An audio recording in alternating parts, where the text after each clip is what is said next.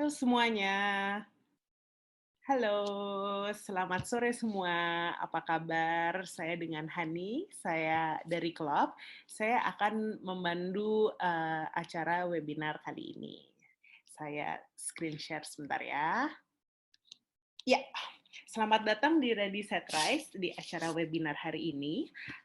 Sebelumnya saya ingin memberitahu bahwa webinar ini merupakan bagian dari acara Ready Set Rise yang diselenggarakan oleh Klub dan Growth Center by Kompas Gramedia. Club adalah platform online yang bertujuan untuk membantu generasi muda dalam mengembangkan diri dan karirnya. Sedangkan Growth Center adalah Growth Center dari Kompas Gramedia, terdiri dari praktisi-praktisi di bidang HR yang akan membantu organisasi untuk berkembang dan tumbuh bersama. Nah, Ready Set Rise ini sudah menginjak hari kedua. Jadi masih ada 2 hari lagi sampai tanggal 3 Oktober ya untuk dapat kalian ikuti nih. Nah, di dalam Ready Set Rise ini sebenarnya bertujuan adalah untuk memberikan semangat kepada teman-teman semua yang sedang galau atas situasi sekarang, di mana situasi sekarang itu penuh ketidakpastian, sangat kompleks, banyak ambigu, dan kita nggak tahu pandemi ini selesai kapan. Jadinya semangat dan program-program Ready Set Rise semoga bisa membantu kalian menghadapi situasi sekarang. Nah, semoga Ready Set Rise bisa menjadi starter kit kalian untuk start stronger, do better, dan go further. Sebelumnya, saya ingin mengucapkan terima kasih juga kepada Tanoto Foundation dan Pegadaian sebagai sponsor utama, Kompas.com dan Kompas ID sebagai bagian dari Kompas Gramedia yang merupakan media partner dari acara Ready Set Rise.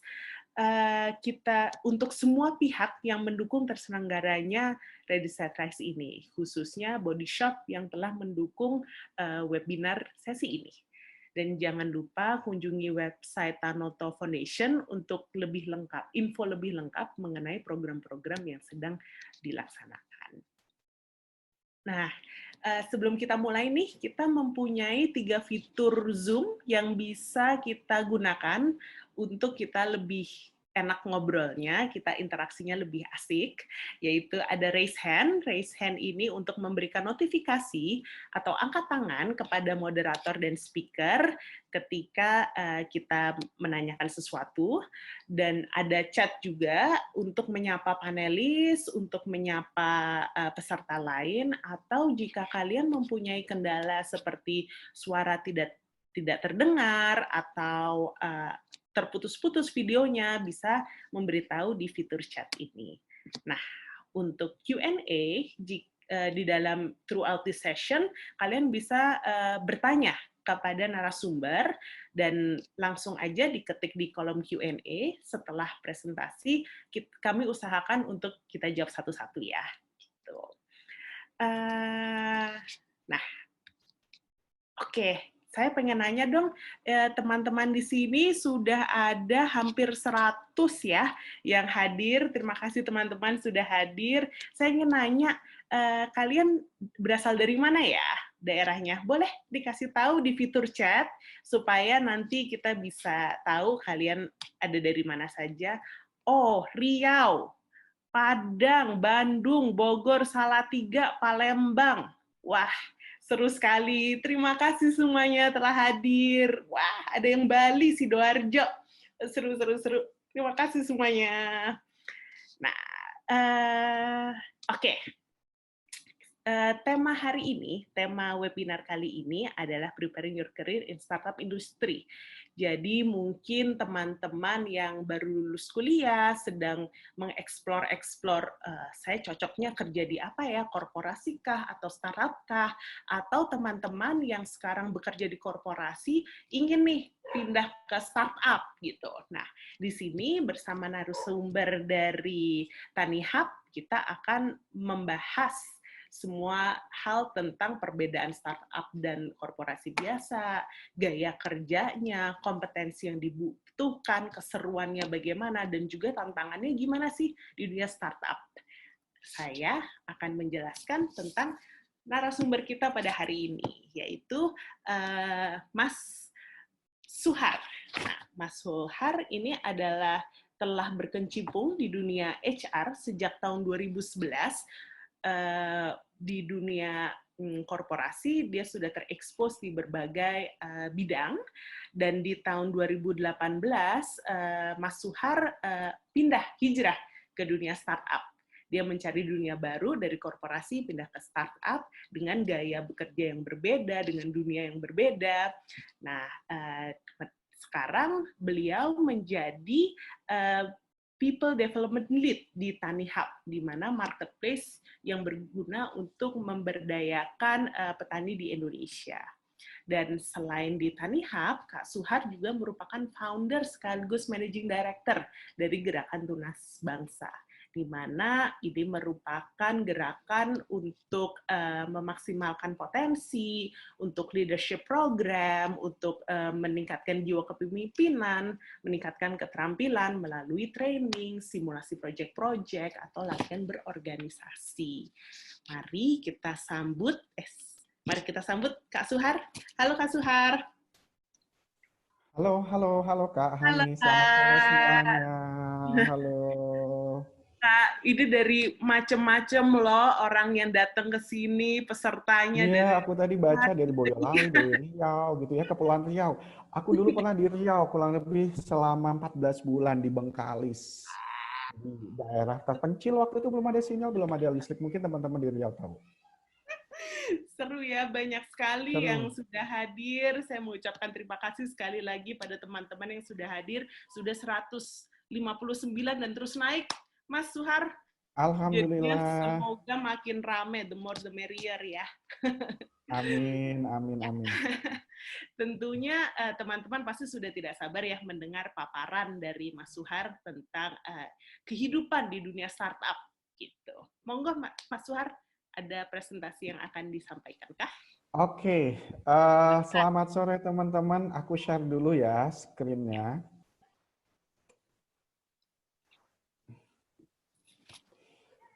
Oke, selamat sore, selamat datang. Salam kenal semuanya dari seluruh Indonesia. Mungkin ya, saya Suhar. Ya.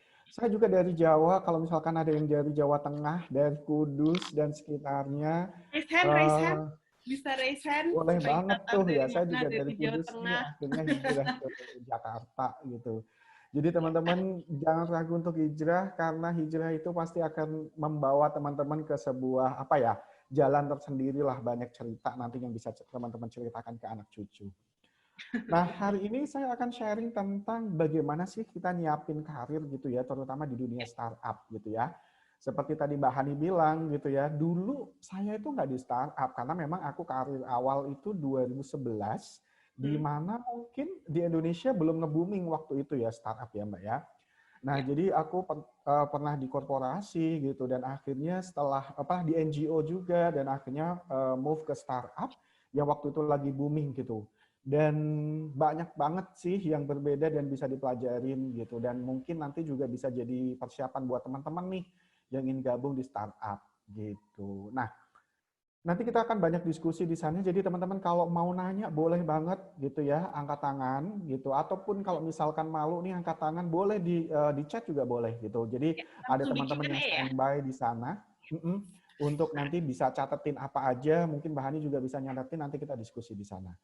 ya. Gitu. Nah, oke, teman-teman, aku mau jelasin dulu soal TaniHub Group ya, gitu supaya teman-teman lebih sayang lah, lebih kenal gitu TaniHub Group itu apa, gitu. Nah, TaniHub Group itu sebenarnya kalau teman-teman tahu, mungkin taunya ada hanya aplikasi nih untuk jualan hasil-hasil produk pertanian. Tetapi sebenarnya TaniHub ini adalah sebuah grup teman-teman ya, di mana ada 3 entity gitu. Yang pertama adalah ada TaniHub, gitu. Itu adalah benar banget itu e-commerce. Kalau teman-teman bisa download juga aplikasinya. Terus juga ada Tanifan. Tanifan ini apa? Tanifan ini adalah peer-to-peer lending. Jadi ngasih pembiayaan modal ke para petani untuk mereka berproduksi gitu. Terus ada Tani Supply.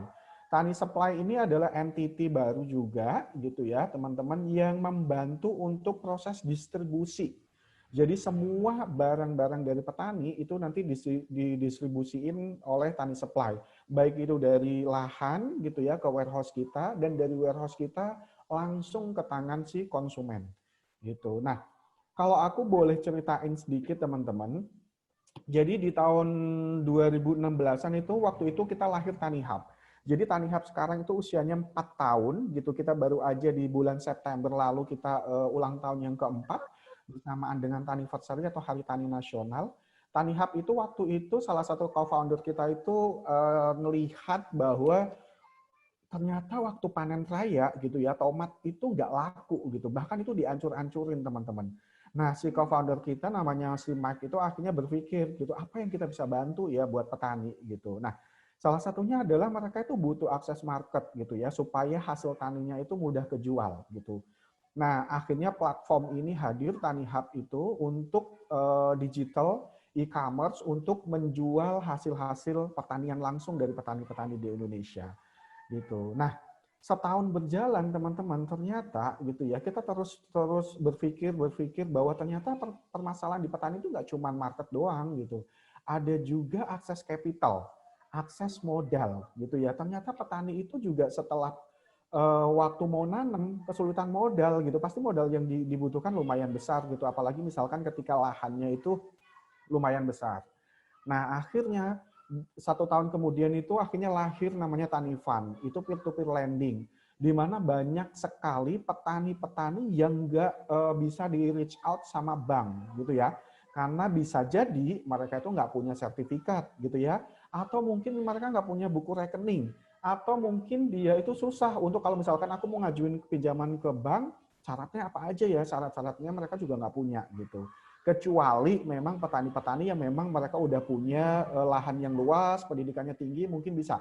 Tapi mayoritas petani di Indonesia itu pada levelnya itu apa yang namanya the bottom of pyramid gitu ya, di mana memang ada di bawah, dan kita pengen membantu akses capital ini yang mungkin mereka kesusahan untuk ke bank bisa lewat Tanifan gitu. Jadi kita kerjasama sama mitra-mitra tani, di mana mitra tani itu kita danain gitu teman-teman untuk berproduksi. Nah, ini ada Tani Supply. Tani Supply itu adalah dia taking care di logistiknya teman-teman. Jadi nanti aku cerita setelah ini bahwa barang-barang atau mungkin hasil tani itu perlu di manage gitu ya. Perlu dibawa gitu ya dari lahan ke warehouse kita. Gitu, semua penyimpanan ada di warehouse kita. Gitu, itu Tani Supply. Nah, Tani Supply juga main di area sebelah sini teman-teman, bahwa setelah ada di gudang gitu ya, semua barang-barang yang ada di e-commerce itu kita deliver ke konsumen itu lewat Tani Supply juga. Jadi Tani Supply juga dari lahan ke warehouse, dari warehouse ke langsung ke konsumen. Gitu kurang lebih teman-teman. Nah, semua ini kita lakukan untuk apa? Untuk mendukung ini ya, ekosistem pertanian. Jadi ini kita pengen main dari hulu ke hilir gitu ya. Dan kita terus semangatnya adalah agriculture for everyone, bahwa semua orang itu bisa berkontribusi, semua orang bisa ikut andil untuk membangun ekosistem pertanian ini.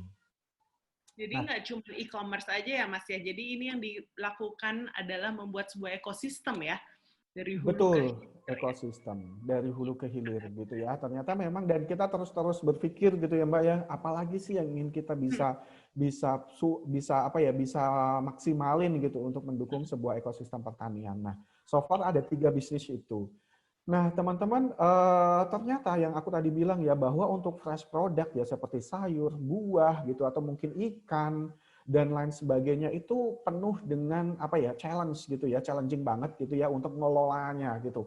Kalau nggak di manage dengan oke gitu, maka akan menyebabkan apa ya namanya, kerusakan ya dari produk itu sendiri. Contoh nih gitu, karena produk kayak sayur, buah, ikan itu kan sangat berpengaruh terhadap usia gitu ya.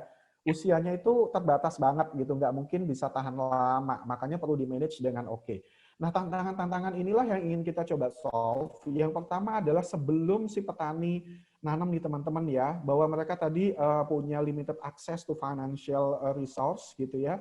Akhirnya kita ada peer-to-peer lending yang masuk ke situ. Nah, ketika si petani ini udah dapat modal dari kita gitu ya, kita modalin. Nah, mereka juga ternyata kan bertaninya itu mungkin dengan knowledge yang mereka dapetin dari turun temurun gitu ya. dari orang tuanya gitu ya, dari tradisi gitu. Nah, di sini ada minimum knowledge, ada gap knowledge di situ di sisi di bidang apa sih? Agronomi gitu. Nah, disinilah peran teman-teman agronomis nih. Kita punya tim agronomis nih, teman-teman, yang membantu petani di lapangan. Jadi petani kita nggak cuma kita kasih modal, tapi memang kita juga bantu supervisi gitu. Supaya apa? Supaya masalah-masalah dimulai mereka menyiapkan lahannya, sampai nanti panen itu bisa menghasilkan hasil yang punya quality yang oke gitu, sehingga punya harga yang lebih oke nanti ketika dijual. Nah, di situ ada tim agronomi yang mendampingi, dan ketika udah panen itu 100% kita serap gitu ya. Kita akan coba bantu untuk marketnya gitu ya, lewat Tani Hub itu sendiri gitu ya, yang memang membantu diakses marketnya. Nah, kita juga solving di sisi distributions gitu ya. Karena apa?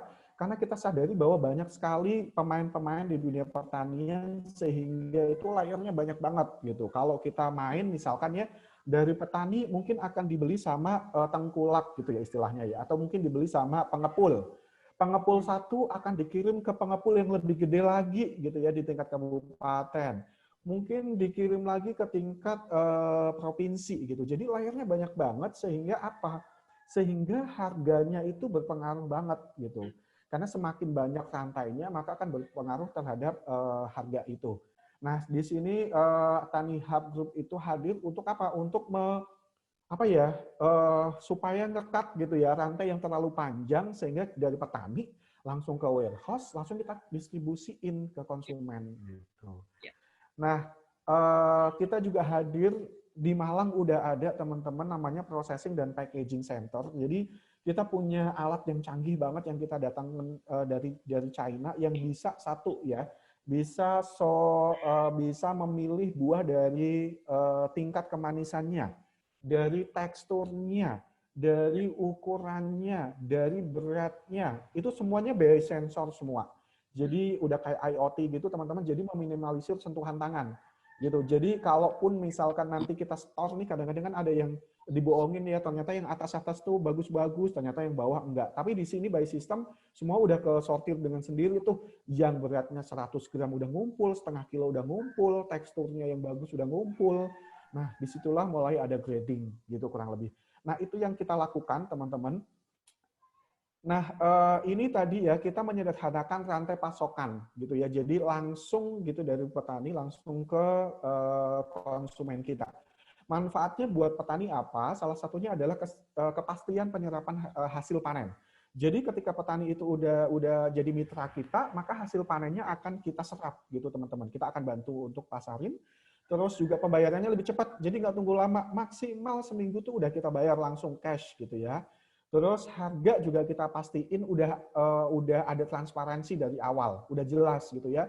Untuk biaya tanam semangka misalkan atau cabai gitu ya dengan luas lahan sekian gitu ya, biaya produksinya berapa dan lain sebagainya udah dihitung semuanya, dan nantinya dikalkulasiin hingga harga jualnya juga udah jelas dari awal. Nah, itu manfaat buat kelompok-kelompok tani yang bergabung sama kita. Nah, tetapi selain kelompok tani yang bergabung sama kita, sebenarnya kita juga open nih teman-teman, bagi teman-teman yang pengen punya lahan nih jadi petani, atau keluarganya mau ingin jadi petani, pengen jadi vendor kita, itu bisa banget gitu, tinggal register aja gitu di aplikasi di website kita, nanti akan ada tim yang follow up gitu, tim sourcing yang akan follow up. Jadi kita juga punya tim sourcing di lapangan yang memang nerima sampel gitu dan datang langsung ke petani gitu. Nah, untuk konsumen sendiri gitu ya, konsumen kita macam-macam dari mulai supermarket, hotel, restoran, catering, UMKM, ataupun teman-teman yang langsung membeli dari aplikasi kita. Jadi satu nih, prosesnya pasti sederhana dan transparan gitu ya. Barang langsung diantar langsung ke tempat teman-teman dan harganya kompetitif. Ini adalah beberapa benefit yang kita berikan gitu ya teman-teman. Nah, kita sekarang udah ada 5 distribution center di beberapa kota, teman-teman. Yang pertama di Bogor untuk cover area Jabodetabek. Terus kita juga ada di Bandung, teman-teman, untuk cover daerah Jawa Barat dan sekitarnya. di Jogja sama Kertasura. Ini Kertasura juga lumayan gede. Saya baru pulang dari sana juga untuk cover area Joglo, Semarang sama Jogja. Terus ada di Surabaya, gitu tepatnya di Sidoarjo sebenarnya untuk cover daerah Jawa Timuran dan ada di Denpasar juga, gitu. Dan tadi aku cerita kita punya processing center di Malang dan soon kita juga akan open di Bandung, di daerah Bandung, mungkin di Lembang sama di Makassar untuk di tahun 2021. Gitu. Nah, sebentar lagi kita juga akan launching national warehouse kita itu ada di Cikarang yang paling gede nanti kurang lebih 12.000 meter square untuk supply gitu ya kebutuhan di Jabodetabek dan sekitarnya memang karena demand yang paling banyak salah satunya di Jabodetabek. Gitu ya teman-teman kurang lebih kenalannya. Jadi Wow, ini kantor gila pusat ya. kita di Kuningan. Wow. Iya, iya. Gitu kalau teman-teman main di Co-Hive gitu tepatnya di lantai 17 dan beberapa di kota-kota itu. Gitu sekilas tentang Tani Hub-nya. Iya, dan Nah, teman-teman, kalau teman-teman tertarik nih untuk gabung di Tani Hub, betul. untuk bekerja di Tani Hub, kita juga ada job vacancy-nya di Ready Set Rise. Jadinya setelah ini nanti juga kalian bisa explore-explore. Ada fitur chat-nya jika kalian juga ingin ngobrol dengan rekruternya. Itu juga ada semuanya. Jadi setelah ini langsung aja kita cabut untuk Yes, kita masih hiring teman-teman ya, walaupun ya, di tengah pandemi kayak gini kita lagi ya, hiring banget nih gitu. Kalaupun memang teman-teman nggak langsung jadi karyawan juga bisa. Kita ada dua jalur gitu ya. Bisa lewat jadi intern dulu, internship gitu ya bagi teman-teman yang masih kuliah atau yang baru lulus biasanya bisa lewat apprentice. Apprentice tuh semi magang dan semi kerja gitu. Tenang, semua pasti ada manfaatnya kok, pasti ada fee-nya juga, ada fee transport dan lain sebagainya yang sangat mendukung teman-teman gitu. Dan kita juga lagi cari itu beberapa gitu dan ke depan juga banyak yang ingin kita cari gitu ya. Jadi bisa ditengok aja job vacancy kita yang ada di Setras ya. Jadi ya, di klub ini nanti teman-teman bisa langsung kunjungin ya gitu. ya. Nah, langsung masuk ke topik kita hari ini. Tapi sebelum masuk ke topik mungkin Mbak Hani kita bisa survei dulu kali ya. Oh ya, Aku pollingnya pengen ya. tahu nih demografi teman-teman seperti apa. Yuk, tolong Mbak Mimin ditampilkan saja pollingnya. Jadi teman-teman boleh ya diisi pollingnya supaya kita lebih mengenal teman-teman lebih dekat lagi, gitu ya. Aku bisa langsung lihat hasilnya kan ya, Mbak ya? Bisa langsung kita Bisa. tampilin di sini. Oh, mantap. Ini kena, apakah ada kendala? Bentar.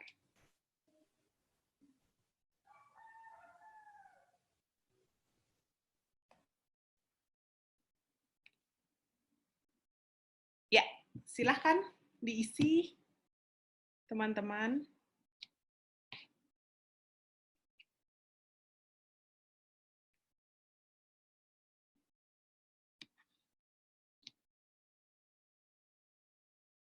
Ini yang pertama pasti udah pernah ya barusan dengar gitu. Saya aja baru tahu loh, ternyata sudah sebesar itu.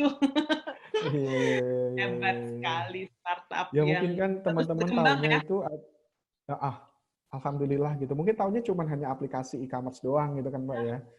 Dan cepat loh Mas, itu baru 4 tahun ya, baru tadi saya ngelihat 4 tahun sudah punya Betul, 4 tahun. 10.000 petani, udah punya berapa distribusi.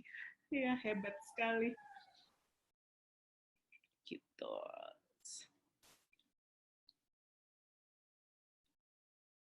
Ya. Nah, ada nih kenapa Anda memilih kerja di startup dan apakah Anda cocok untuk bekerja di startup? Ini self assessment aja ya untuk kecocokan. Nanti kan setelah ini ada informasi-informasi dari Mas Suhar yang uh, sangat berguna nih untuk decision kalian. Gitu. Mungkin kita tunjukkan hasilnya ya. Oh, ini Mas Suhar. Mas Suhar kayaknya ke mute. Iya, iya. Ya, ya. Oke, Mute. 50-50 ya, ada 50, 50, Oke. 20, 80. Wah, banyak yang pengen ke startup ya, 80%. Coba-coba pemirsa emang banyak passionnya di sini. Iya, 90% Yakin cocok Hmm. bekerja di startup. Wow. Oke, Oke, wah asik. oke. Bismillah. Semoga Terima cocok. kasih Oke, teman-teman. thank you. Ya, bisa dilanjutkan, Mas Suhar? Silahkan. Yes. Nah, oke, teman-teman. Startup itu apa sih gitu? Pasti teman-teman udah pernah dengar ya gitu. Contohnya banyak banget lah gitu. Salah satunya TaniHub Group gitu ya. Dan mungkin semua di handphonenya teman-teman udah keinstall tuh beberapa e-commerce ya. Yang itu adalah startup juga gitu ya. Nah, sebenarnya startup itu apa? Startup itu adalah company yang sebenarnya dulu awalnya pengertiannya adalah itu adalah perusahaan rintisan sebenarnya.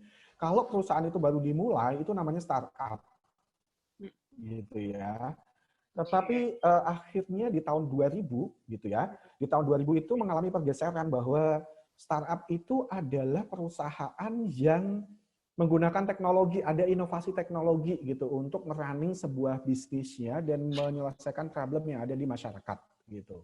Contohnya yang tadi aku bilang, misalkan TaniHub ya, sebenarnya problemnya apa sih di dunia pertanian? Oh tadi akses market gitu ya, akses modal gitu ya, terus penanganan terhadap hasil-hasil produk pertanian.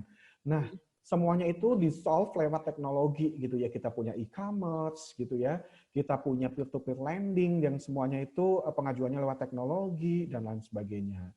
Nah, itu namanya startup. Jadi biasanya startup itu adalah ada bisnis model yang lama dan diimprove gitu ya untuk menghasilkan sesuatu gitu ya. Bisnis model yang baru. Nah, biasanya dia mendisruptif nih, mendisruption gitu ya. Jadi ada disruption-nya di situ. Contoh let's say ya, kalau kita misalkan sekarang kan misalkan transportasi online gitu ya, dia mendisrupsi apa? Ojek-ojek yang ada di pangkalan gitu kan. Dulunya orang pengen nyari ojek susah nih. Sekarang tinggal duduk manis di rumah, ojeknya datang sendiri gitu. Nah sekarang juga sama dengan TaniHub, nggak usah pergi ke pasar, nggak usah pergi ke supermarket, tinggal duduk manis, mainin jari, nyampe semua barang. Nah itu adalah sebuah solusi gitu yang diciptakan oleh si startup ini. Intinya adalah itu. Jadi ada solusi baru gitu ya, akhirnya ada bisnis model baru yang akhirnya memberikan apa? Memberikan solusi terhadap masyarakat gitu. Ada peningkatan dari bisnis proses yang ada. Gitu sih contohnya. Kurang lebih mungkin teman-teman kegambar. Jadi apapun itu, kayak misalkan contohnya nih gitu ya. Kalau misalkan dan sekarang banyak banget nih model-model yang serupa nih ya kayak TaniHub gitu ya. Nah, ini baru di bidang pertanian teman-teman. Kalau lihat di bidang transportasi tadi ada ojek online gitu ya.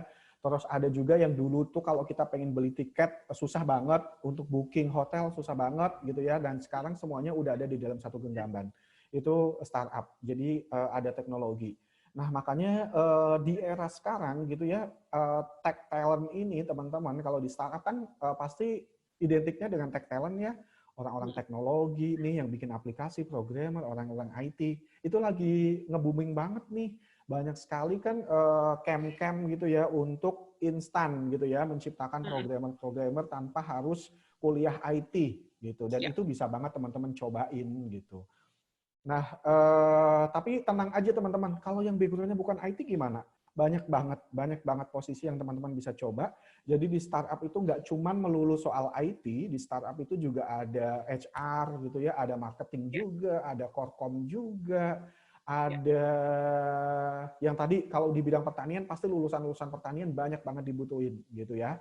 Gitu kalau misalkan ada di operation kita juga ada picker packer, ada quality control, ada yang ngurusin gudang, ada yang ngurusin transportasi, ada yang ngurusin tentang pemerintahan, ada yang ngurusin tentang jualan, ada yang ngurusin marketingnya gimana, macam-macam. Jadi background-nya teman-teman apapun itu nggak membatasi teman-teman untuk terjun di dunia startup. Sampai sini clear ya teman-teman ya. Nanti kalau ada pertanyaan boleh banget.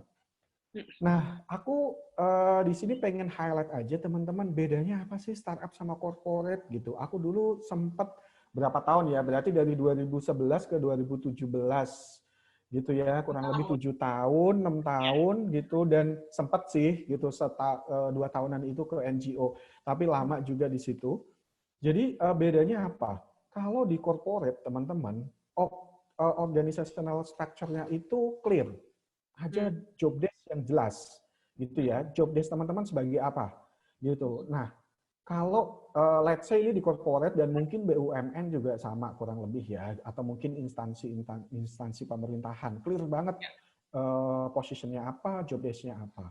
Tapi kalau di startup, teman-teman jangan berharap bahwa job desk saya adalah, misalkan contoh nih ya, job desk saya adalah rekrut orang nih gitu. Dan kerjaan gue bakal rekrut doang, nggak mungkin gitu. Lo akan ngelakuin banyak hal yang bisa teman-teman lakuin. Apalagi nih startupnya baru berjalan. Kalau baru setahun, 2 tahun gitu, pokoknya berantakan deh teman-teman. Makanya kan di sini aku bilang no job descriptions gitu ya, karena nggak ada fixed system di sana. Jadi itu palu gada, lo mau gua ada gitu istilahnya gitu. Jadi Jadi harus nge-stretch ready diri juga untuk ya. ngelakuin apa Mbak? Harus nge-stretch diri juga ya, harus Betul. mau malah justru dapat exposure besar ya, bisa ini, bisa itu, bisa ini, jadi skillnya nambah.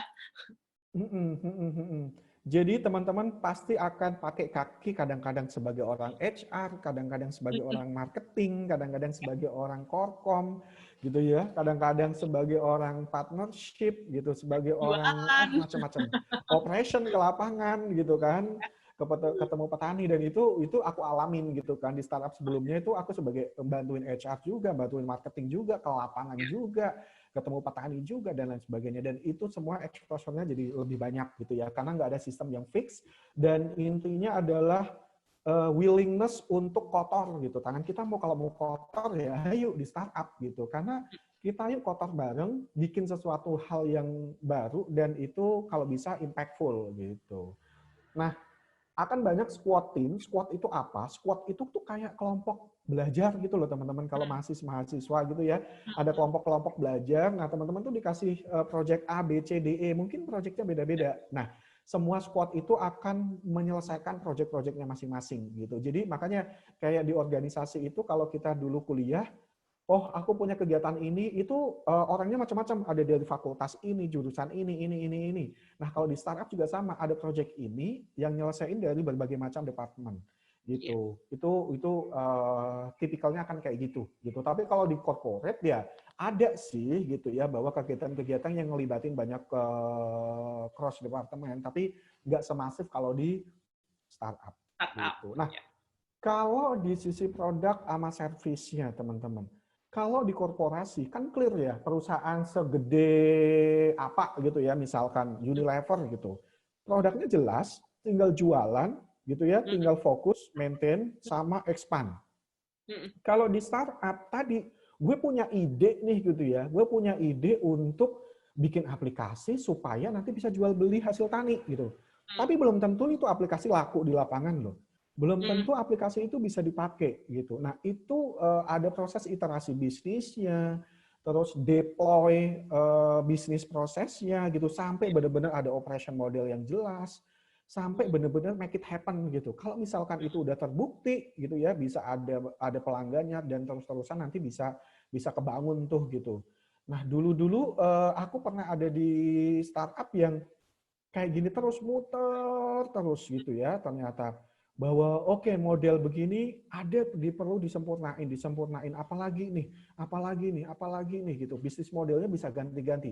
Nah makanya teman-teman kalau di startup siap untuk menerima perubahan itu cepat banget, perubahan itu pasti ada, dan jangan kesal ya dengan perubahan. Contoh nih, aku dulu nih kagetnya, aku cerita ya teman-teman. Aku dulu waktu di corporate kan nggak semasif itu perubahannya, paling clear ya planningnya, oke dijalanin aja SOP-nya, sistemnya gitu.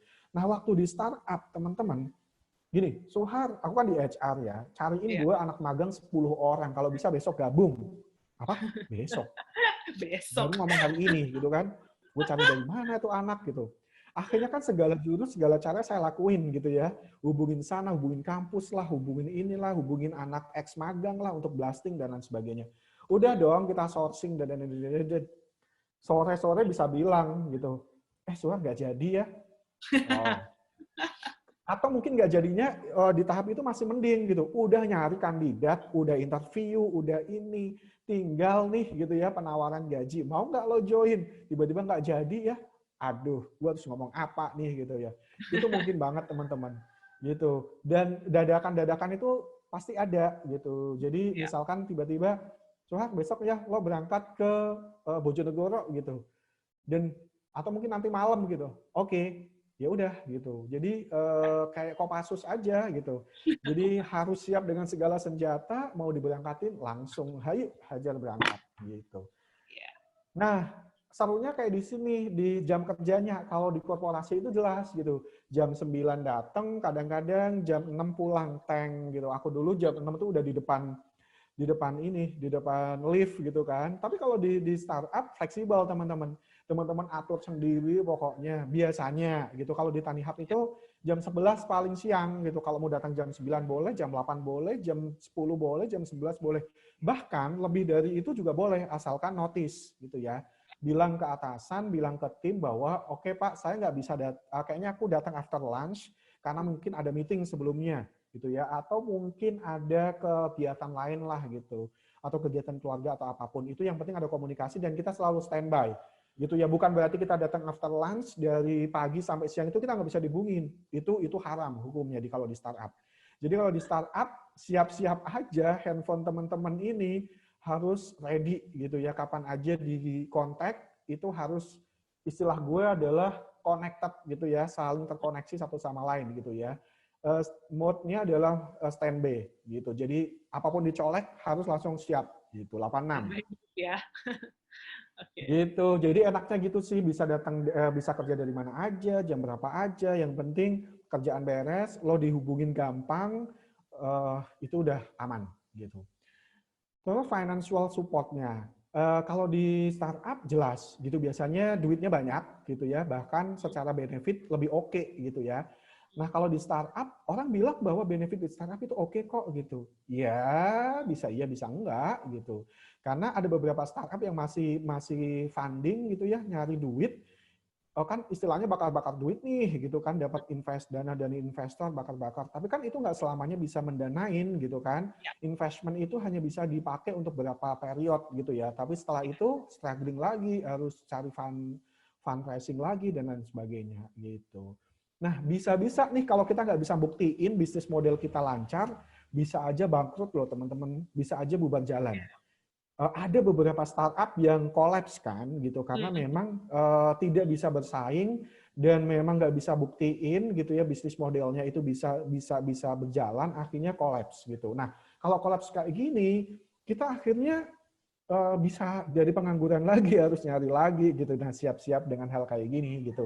Makanya di sini challenge-nya kalau di startup itu lebih ke tadi ketidakpastian, perubahan itu cepat banget gitu ya, kompleksitinya itu banyak banget gitu. Jadi kita bisa harus multitasking ya, nggak cuman hanya gue masih ada kerjaan jangan gangguin gue, nggak bisa. Lo harus ngelakuin sesuatu itu in paralel gitu ya.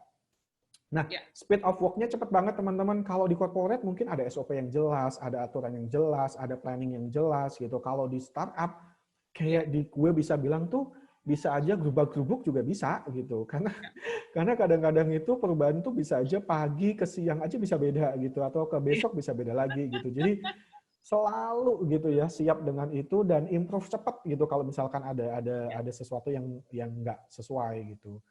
Nah, tapi untungnya teman-teman kalau dari sisi karir nih gitu, kalau di corporate itu bisa aja lama gitu. Di corporate itu udah ada jenjangnya. Kayak misalkan ya pegawai negeri itu udah ada 2A, 2B, 2C, 2D, 3A, 3B. Corporate juga sama, layarnya mungkin kadang-kadang bisa sama kayak gitu ya, levelingnya banyak gitu ya. Aku dulu bahkan di salah satu company-ku sebelumnya 17 layer tuh untuk menjadi seorang direktur gitu. Nah, di startup cepat banget, banyak orang yang setahun bisa aja naik gaji 2 kali gitu ya. Setahun bisa aja langsung naik posisi 2 kali gitu. Bisa banget gitu. Itu tergantung apa? Tergantung performance teman-teman. Tergantung skillnya teman-teman. Teman-teman bisa nggak sih gitu? Ready nggak untuk menerima challenge lebih?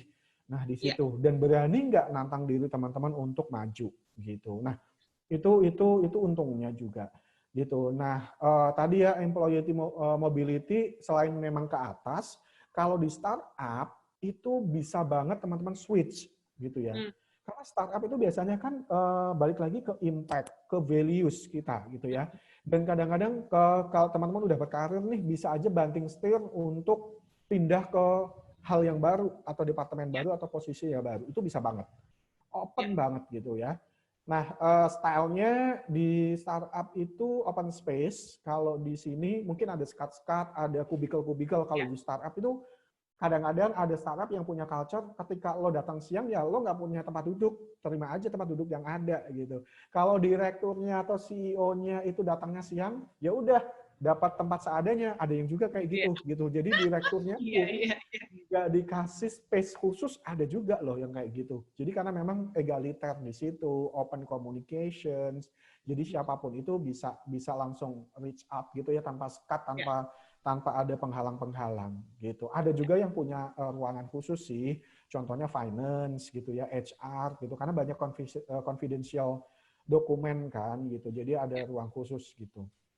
Nah, decision making-nya gimana? Kalau di startup cepet banget. Even kalau teman-teman pengen ngobrol sama sama founder gitu ya, sama CEO, itu bisa banget gitu. Kapanpun, dimanapun teman-teman bisa banget. Japri, teleponan, ngobrol langsung bisa banget. Tapi kalau di startup, budayanya kan siapa gitu ya, ngobrol sama atasan aja udah sungkan, apalagi 2 layer di atas, apalagi sama si yang punya perusahaan. Betul, itu agak jarang banget sih gitu. Gitu ya. Sampai sini mungkin teman-teman udah clear ya bedanya apa. Nah, nanti teman-teman tanya nih, gitu, gue cocoknya di startup atau di corporate ya, gitu. Karena lagi dan lagi nih bocoran nih buat teman-teman. Di startup gitu yang paling penting di-assess adalah culture fit. Nih orang secara culture itu cocok gak sih gitu kerja di sini? Makanya ketika aku itu lagi assess nih, lagi interview sama salah satu kandidat dan itu dari korporasi gede dan dia udah long gitu ya, have been long di corporate gitu ya. Ada apa sih dia pengen ke startup gitu? Dia bisa keep up gak sih dengan perubahan itu, dengan semangat mudanya gitu.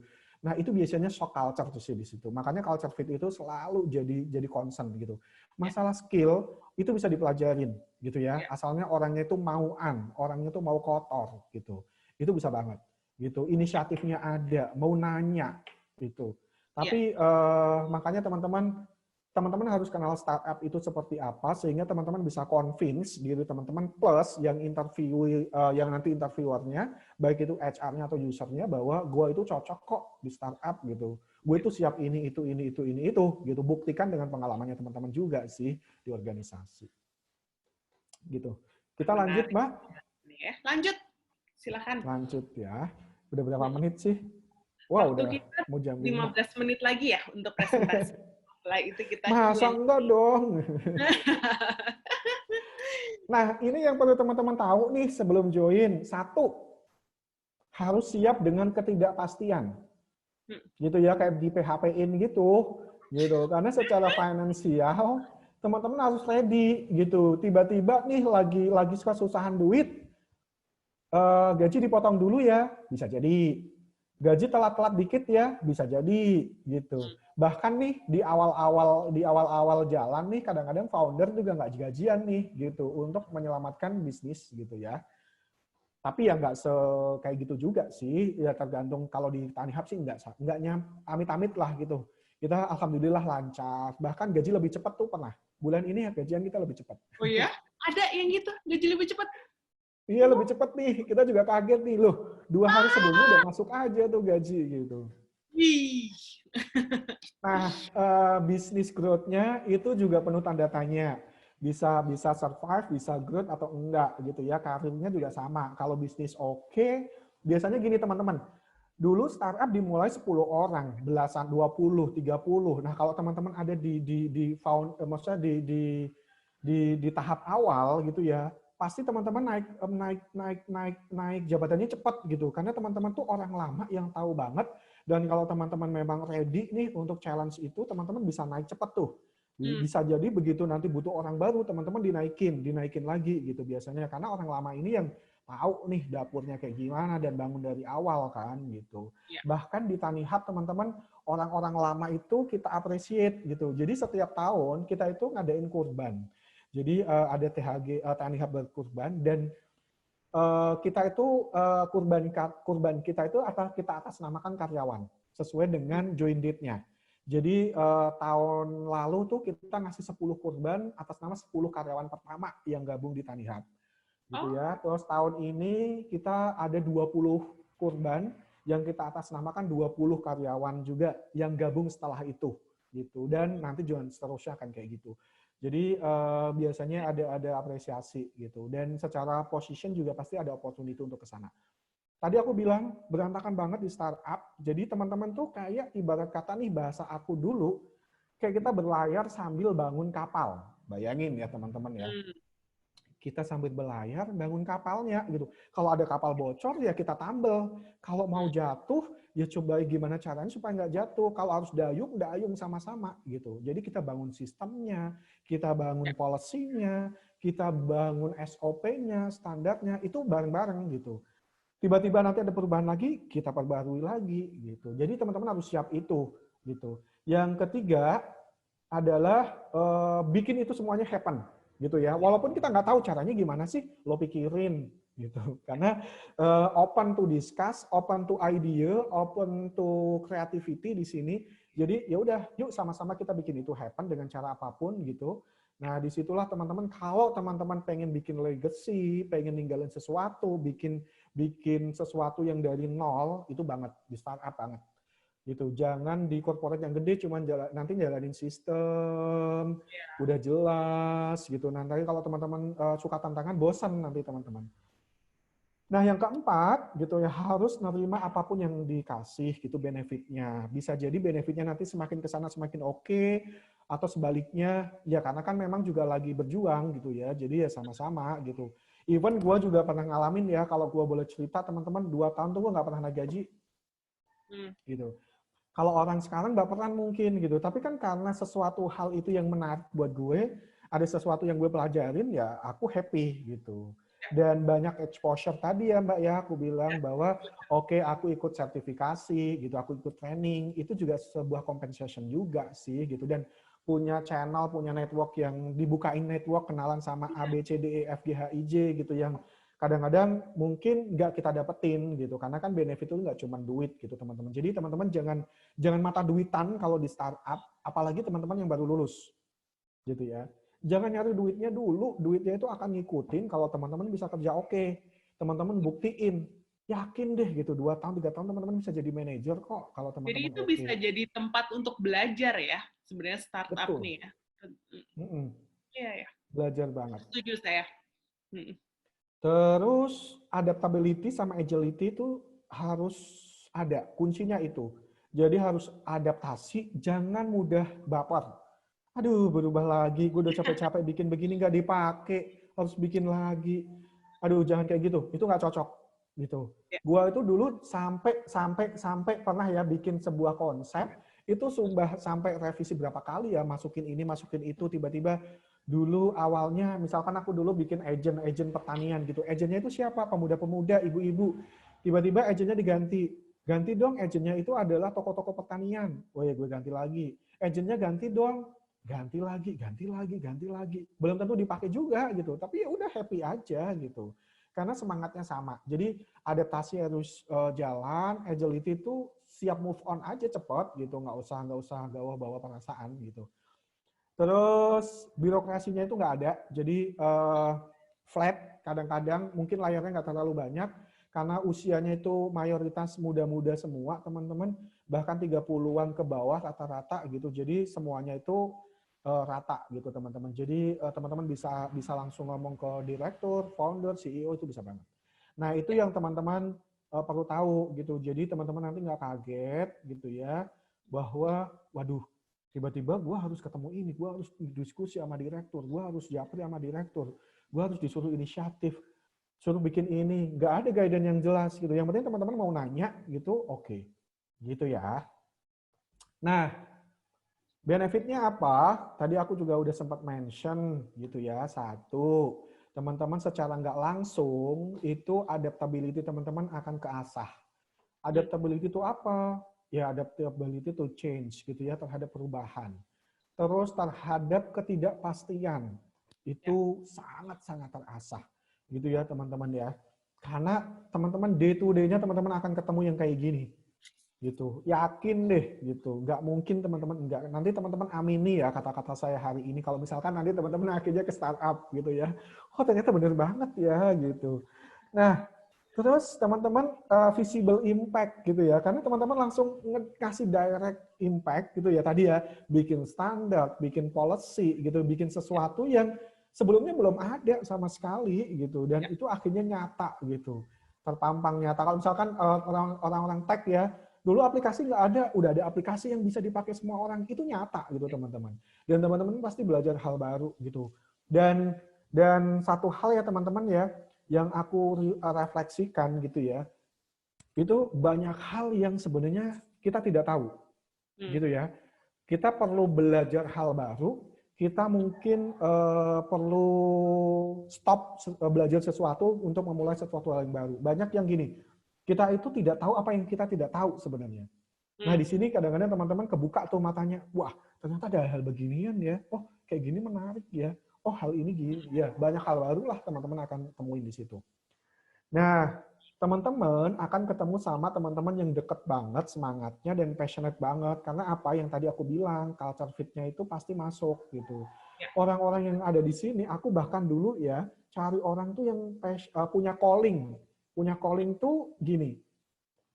Kalau startup aku pertanian, orang ini punya calling untuk membangun pertanian Indonesia. Kalau udah itu, apapun akan dia lakuin teman-teman. Mau panas-panasan, hujan-hujanan, ada trouble apapun gitu. Betul, gitu. Karena sesuatu hal yang dia suka nih, gitu. Bagian dari panggilan hidupnya dia gitu. Nah, orang-orang punya calling gitu, passionate itu teman-teman akan temuin banyak banget di startup. Tapi kalau di korporasi kadang-kadang kan ya karena nice to have aja, kadang-kadang ya gue jalanin karena ini bagian dari kerjaan aja gitu. Kalau gue nggak jalanin ini, gue nanti nggak bisa makan gitu. Tapi di sini, wah itu idealismenya itu banyak banget yang teman-teman bisa beli sih sebenarnya kalau di startup gitu ya sebenarnya. Gila ya teman-teman, hanya karena teman-teman akan ketemu orang yang udah lama banget di korporasi, udah ada di posisi yang paling tinggi, terus jumping gitu ya, gitu ke startup yang hal yang baru gitu. Nah makanya di sini kan teman-teman akan ketemu sama inspiring people, teman-teman bisa langsung belajar soal bisnis di situ, karena kan startup itu bisnis banget gitu ya, baru dibangun dari awal dan gimana supaya bisa bertahan dan survive. Teman-teman akan terpapar dengan itu. Gitu. Terus culture-nya dynamic, fleksibel tadi, kadang-kadang bajunya juga bebas, dalam artian bebas bukan berarti seenaknya. Kadang-kadang tuh pakai kaos boleh gitu ya, pakai sneakers, pakai jeans gitu. Terus kadang-kadang apa ya? Bisa rambut nih boleh panjang, boleh gondrong, boleh berkumis, boleh berjambang gitu. Warna-warni Aku dulu boleh ya? Rambut boleh warna-warni kok, ada yang dicek gitu.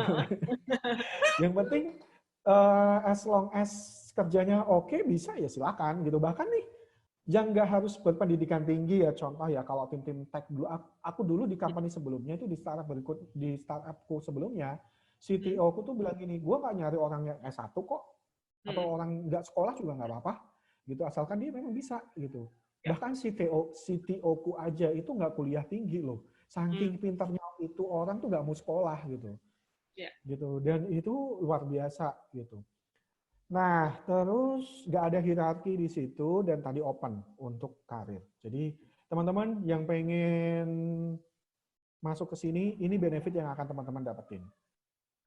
Nah, ini adalah refleksi buat teman-teman nih, coba tanya ke diri teman-teman gitu ya. Sebelum teman-teman join nih ada 8 pertanyaan. Nih teman-teman boleh bantu ya, nanti jawab gitu ya. Nomor 1 apa sampai 8 apa, nanti yang paling banyak jawabannya ya siapa gitu, jawabannya yang tidak siapa gitu. Itu menandakan bahwa teman-teman cocok atau tidak di startup. Nah, yang pertama gitu ya. teman-teman itu mengamini nggak sih gitu, ada calling nggak, ada passion nggak untuk visi misi dari startup itu. Contoh gitu ya, kalau di kita agriculture for everyone gitu ya, teman-teman suka dengan pertanian nggak gitu. Kalau memang suka bisa jadi gitu ya, atau startup lain di bidang transportasi misalkan, di bidang food and beverage mungkin, di bidang pendidikan mungkin gitu. Nah, teman-teman ada calling ke sana nggak gitu. Teman-teman harus cocokin gitu ya. Kalau mungkin bidang ini semuanya punya, oke lah gitu ya. Bisnis modelnya suka nggak gitu. Produknya yang dia kasih suka nggak gitu. Karena gini, aku punya temen gitu ya, suka sama-sama suka dengan pendidikan gitu, tapi bisnis modelnya dia nggak cocok gitu. Karena dia bilang gini, gue nggak suka gini. Gue nggak yakin ya bahwa pendidikan itu bisa di virtualin gitu, semuanya serba virtual gitu ya, bahwa pendidikan itu ada sisi interaknya gitu. Kalau semuanya dibawa ke virtual, itu kayaknya nggak rohnya banget deh gitu. Nah akhirnya dia nggak yakin masuk ke startup pendidikan itu gitu, karena secara mindset, secara tadi dia nggak mengimani produknya, walaupun dia passionate di education gitu. Akhirnya dia daripada aku masuk ke situ dan nge-develop produk yang sebenarnya aku nggak yakin, ya lebih baik gue nggak join gitu. Jadi itu akhirnya temanku nggak join. Terus teman-teman willing nggak sih untuk apa ya, ningkatin level atau level of responsibility teman-teman? Nggak cuman hanya dikasih satu roti, teman-teman bisa nggak, siap nggak kalau misalkan tiba-tiba dikasih 2 roti, 3 roti, 4 roti dalam waktu sekaligus gitu. Kalau teman-teman ready, ya teman-teman bisa aja cocok gitu. Tapi kalau teman-teman dikasih satu, aku nggak suka kayak gitu, aku pengen yang teratur, satu dulu, kalau udah selesai baru yang lain gitu. Gue kalau diekspos dengan banyak hal sekaligus, gue nggak suka gitu. Mungkin itu bisa jadi refleksi teman-teman gitu. Mungkin solusinya adalah teman-teman bisa gabung ke startup yang udah semi corporate gitu. Startup yang semi corporate itu yang lebih dari 5 tahun biasanya gitu. Yang lebih dari 5 tahun, mereka tuh udah ngerapihin secara sistem, udah mulai berbenah, dan udah mulai clear tuh pembagiannya, sehingga nanti teman-teman nggak akan ke expose yang kayak tadi gerusak-gerusuknya itu nggak terlalu banyak gitu. Nah itu biasanya ada di corporate yang usianya lebih dari startup yang lebih dari 5 tahun. Teman-teman suka belajar nggak? Suka ekspor hal baru nggak gitu? Kalau suka, kalau jawabannya iya, jadi teman-teman cocok. Teman-teman suka dengan yang cepat-cepat nggak gitu? Tiba-tiba deadline-nya itu kerjain ya. Kalau bisa siang ini, sore ini kelar gitu. Walaupun ada agenda yang lain juga gitu. Gitu, dan perubahannya itu cepat banget. Kalau yes, berarti teman-teman cocok. Teman-teman pengen bangun kapal nggak sambil tadi berlayar gitu ya? Itu kalau memang iya, berarti teman-teman cocok. Terus teman-teman mau nggak sih to be connected gitu ya, 24 jam gitu ya, 24 jam 7 hari lah gitu ibarat kata. Challenging-nya sih buat teman-teman yang mungkin udah punya ini ya, udah punya keluarga ya Mbak ya gitu, teman-teman bahwa harus manage waktunya gitu, karena mau nggak mau teman-teman harus connected nih gitu, jadi harus standby. Terus berani ngambil resiko nggak dengan ketidakpastian atau menghadapi ketidakpastian itu. Nah, coba teman-teman nanya ke hatinya teman-teman masing-masing, gitu ya. Kalau misalkan dari 8 pertanyaan ini banyak yang yes, berarti teman-teman cocok. Gitu. Boleh dong disampaikan di chat ya. Ya, sampein Gitu. ya. Mana yang banyak yes, mana yang banyak tidak. Banyak tidak? Banyak yang no. Ternyata tidak cocok juga kasih tahu juga ya. Oh, banyak yes, Oh, Tali Sari. Banyak yes, Karen. Oh, banyak no, Kak, dari Rivaldi. Ada banyak yes, mostly yes. Oh. oke. Nggak apa-apa teman-teman gitu. Karena apa? Ini refleksi ya. Karena kan semua orang itu aku yakin bahwa semua orang itu bisa tumbuh dan berkembang di lingkungan yang pas, Ya. ketemu sama orang yang pas gitu ya. Nah, bisa jadi gitu ya, startup itu bukan tempat yang cocok teman-teman untuk growing gitu. Gitu. Bagi teman-teman yang memang nggak cocok ya jangan coba-coba gitu. Karena akan berat jalaninya gitu. Makanya selalu aku bilang tuh ya kalau ke teman-teman yang even ya kalau aku dulu di lapangan, aku nyari orang lapangan tuh aku langsung bilang resikonya di depan. Teman-teman, gitu ya, waktu itu aku rekrut misalkan dari 20 orang yang walking interview gitu ya di sesi pertama, misalkan di sesi pagi hari itu, gua akan bilang kerjaan teman-teman itu harus ready kapan aja. Karena ini berhubungan dengan pertanian, ke teman-teman harus ketemu sama petani, teman-teman dan petani itu akan ada di rumah dan akan ready itu biasanya malam. Teman-teman ready nggak malam-malam servis petani? Kalau ada sosialisasi, ada apapun di malam hari, ready nggak? Sabtu Minggu ready nggak gitu. Teman-teman harus keliling ke desa A ke desa B gitu ya, panas-panasan, hujan-hujanan, siap gitu. Kalau misalkan teman-teman siap, ayo kita lanjut ketemu kenalan. Tapi kalau nggak cocok gitu, teman-teman merasa bahwa aku pengen kerja ke yang di depan laptop gitu ya, yang di ruangan ber-AC gitu, ya silahkan monggo keluar gitu kan, mungkin nggak berjodoh sama kita gitu. Aku selalu mention di depan gitu teman-teman. Nah, sama orang-orang yang fresh graduate aku juga selalu bilang, yakin lo mau ke startup, lo tahu nggak startup kayak gimana gitu, udah ada pengalaman sebelumnya mungkin gitu, atau mungkin magang atau internship atau apapun itu gitu. Aku pengen yakinin bahwa lo nggak salah gitu ya untuk menyiapkan karir kamu gitu. Atau kamu nggak ya kamu pengen jadi PNS nggak gitu kan, pengen di BUMN nggak gitu. Kalau pengen jadi PNS dan lain sebagainya, mungkin startup ini kurang pas gitu. Nah, lanjut ya teman-teman ya.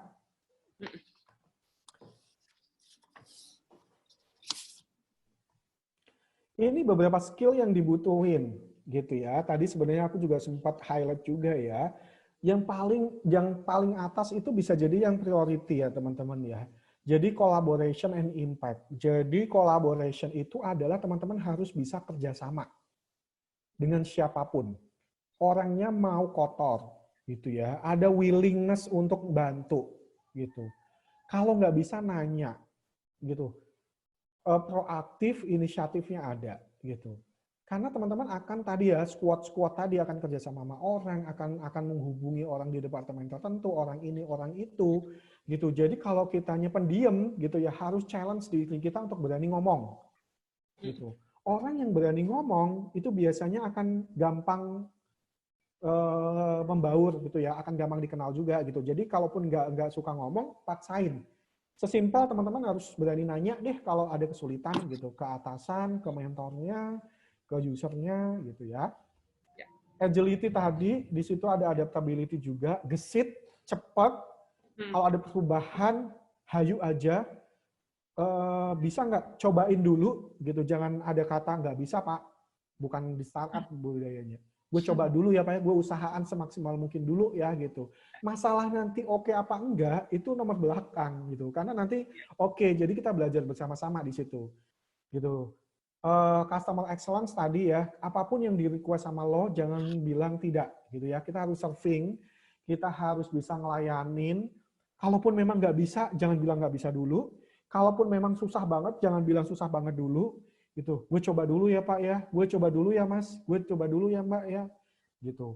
Nah, growth mindset ini tadi ya selalu belajar gitu. Challenge itu tuh pasti akan ada pembelajarannya. Kita selalu lihat sesuatu hal itu dari, kalaupun sukses kita belajar dari kesuksesan itu, kalau kita gagal kita belajar dari kegagalan itu. Karena di startup itu gini teman-teman, orang selalu melihat apapun yang ada di depan itu adalah sebuah opportunity gitu. Bukan, walaupun kamu ya ngelakuin hal yang sama sekali seumur hidup belum pernah kamu lakukan, itu adalah opportunity kamu untuk grow gitu ya, untuk buktiin bahwa kamu bisa gitu. Jadi itu penting banget gitu ya. Sisanya apa sih? Sisanya tadi ya komunikasi penting banget. Jangan diem, jangan malu bertanya gitu. Makanya aku tulis persuasive communications. Intinya komunikasi, tapi sepersuasif apa itu tergantung gitu ya, tergantung bidang kerjaannya teman-teman. Kalau misalkan contoh orang teknologi nih, orang-orang IT kan biasanya pendiam banget ya, gitu kan. Ya nggak bisa orang-orang IT disuruh yang bawel banget, enggak. Tapi paling enggak tuh mengungkapkan idenya bisa. Bisa menjelaskan itu udah termasuk komunikasi. Gitu ya.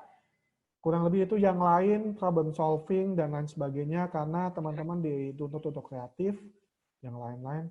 Intinya yang 4 di atas penting banget, teman-teman. Waktu kita tinggal setengah jam lagi. Pertanyaan mulai berdatangan, Mas. Ya, terus ini kuncinya supaya sukses, teman-teman, cepat aja. Satu, profesional. Profesional itu mulai dari etik teman-teman. Standar etiknya teman-teman harus teman-teman bangun. Contoh, gitu ya. Kalau teman-teman komit gitu ya bahwa oke, meeting jam 9, jam 9 kurang 5 udah ready. Jangan jam 9 lebih gitu. Udah jelas tuh gitu ya. Itu untuk jadi profesional yang paling gampang gitu ya. Kalau teman-teman dikasih amanah, jalanin dulu gitu ya. Gitu, jangan di apa ya, nggak dijalanin gitu. Nah, open sama growth mindset tadi selalu terbuka terhadap kritik gitu ya. Kalau dikritik, dikasih feedback, diterima dulu aja gitu. Jangan ngeyel gitu. Karena at the end bahwa feedback itu untuk nyempurnain kita, oke gitu. Kadang-kadang kesel sih. Aduh, berubah lagi, aduh dikasih feedback lagi, oke telan dulu gitu. Bahkan si bos gue tuh bilang gini, kalau nggak mau dikasih feedback jadi bos gitu. Kalau masih jadi kroco-kroco, ya udah gitu, terima feedback aja gitu, jalanin dulu gitu. Karena feedback itu pasti untuk membangun kok gitu. Jadi terima dulu, perbaiki gitu. Itu bagian dari growth mindset juga. Inisiatif. Jadi gini, teman-teman, kalau misalkan bingung nih, aduh, gue udah selesai nih kerjaan, gue mau ngapain ya? Minta lagi gitu. Kalau kerjaan udah selesai, kasih. Kak, ini udah selesai. Kira-kira apa yang udah bagus nih? Boleh nggak minta feedbacknya? Gitu. Kalau ada feedback, benerin lagi. Kalau nggak ada, jadi teman-teman yang ngejarin gitu. Instead of teman-teman dikejarin, udah selesai belum? Gimana?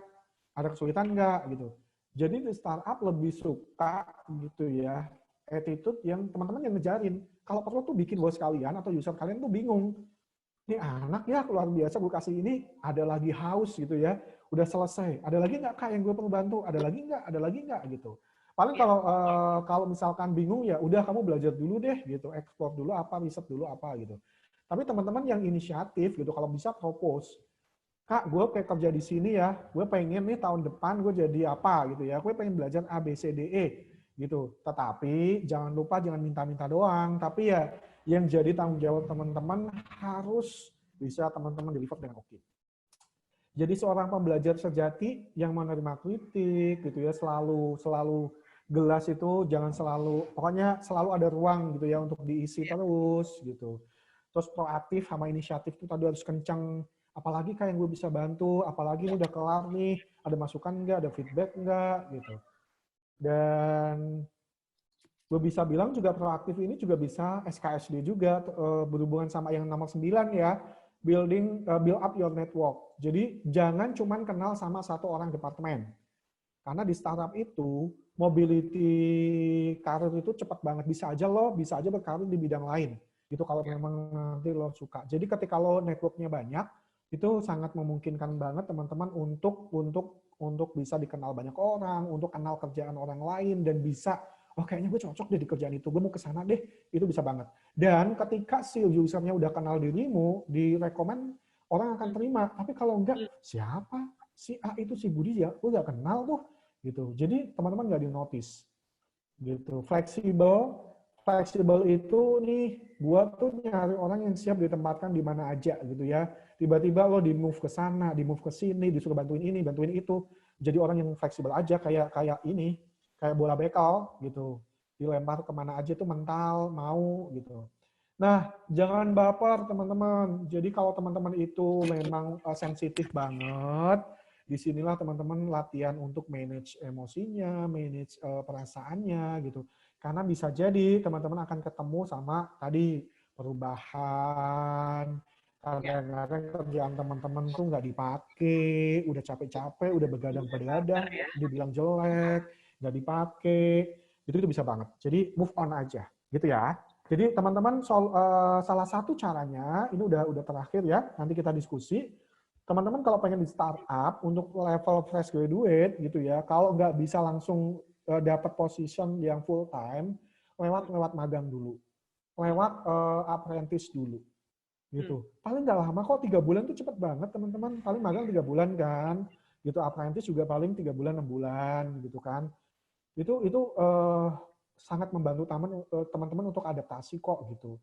Ketika teman-teman nggak cocok ya teman-teman bisa mundur kapan aja juga, toh juga magang kan gitu. 3 bulan itu selesai ya udah, gue kayaknya nggak cocok deh di startup gitu. Gue mau move deh ke korporasi juga boleh banget.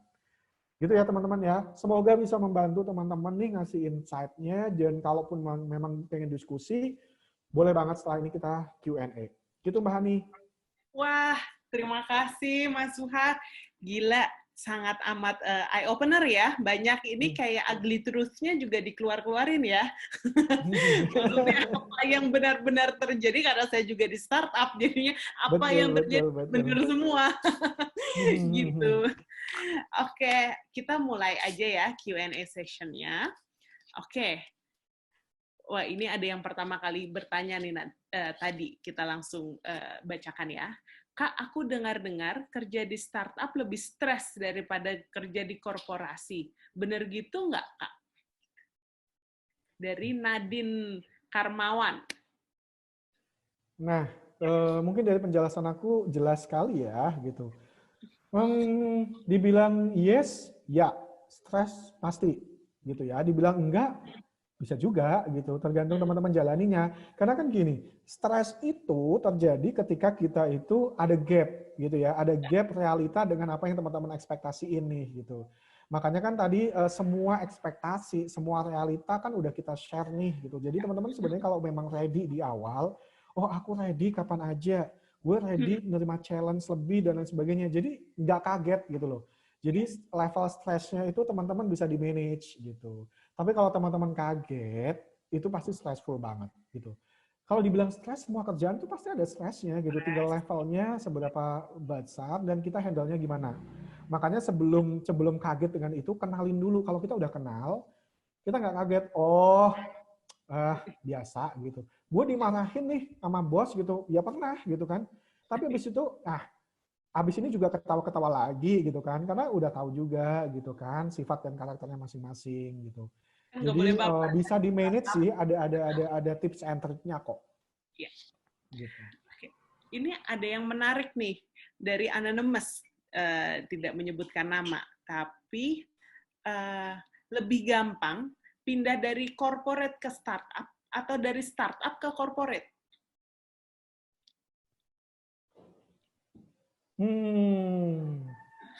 Lebih gampang mana ya? Lebih gampang dari startup ke corporate menurut aku.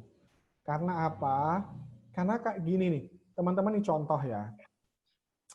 Kalau teman-teman, aku analoginya gini, aku punya teman yang biasa di Jakarta, biasa kena macet, jalan dari kosan mungkin dari kontrakan ke kantornya itu bisa 2 jam 3 jam karena kantor dia ada di bandara gitu ya, terus dia itu di Jakarta Timur. Itu kan sangat stressful gitu ya, sangat challenging, harus prepare waktu gitu kan. Nah itu analoginya kalau di startup. Nah begitu dia pindah ke daerah di mana itu jalanan nggak macet, nggak segitu jauhnya, dari rumah ke situ cuma berapa menit gitu. Jadi jalaninya tuh lebih lempeng gitu. Ya. Jadi lebih gampang gitu. Nah, sama ketika di startup lo udah biasa namanya tantangan, kerjaan, ke perubahan yang cepet, terus juga kadang-kadang tuntutan kerja yang cepet dan lain sebagainya. Begitu ke startup ya mungkin secara pace kerjaannya itu nggak secepat itu.